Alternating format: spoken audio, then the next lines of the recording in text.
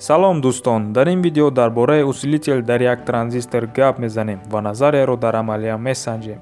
Усилители мо аз як транзистори KT503G, 4 резистори доимӣ ва 3 конденсатор иборат аст. Пеш аз гузарондани таҷриба дар стенди озмоишӣ, онро бо барномаи мултисим 14 месанҷем ки дар нақшаи зерин онро мебинед. дар ин ҷо сигнали шаклаш синусоидавӣ тавассути конденсатори 10 микрофарада ба базаи транзистори KT503G дохил мешавад ва сигнали пурқувватшударо дар коллектори транзистор мушоҳида кардан мумкин аст.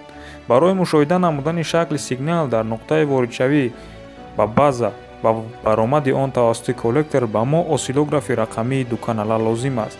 дар канали якуми осиллограф нуқтаи воридӣ ва дар канали дуюми он нуқтаи баромади сигналро пайваст мекунем. инчунин барои фаҳмидани шиддат ва ҷараён ба мо 2 мултиметр зарур аст. онҳоро ба таври зарурӣ пайваст менамоем ва стенди озмоиширо ба кор медарорем. боқӣ мондаашро дар видео тамошо кунед.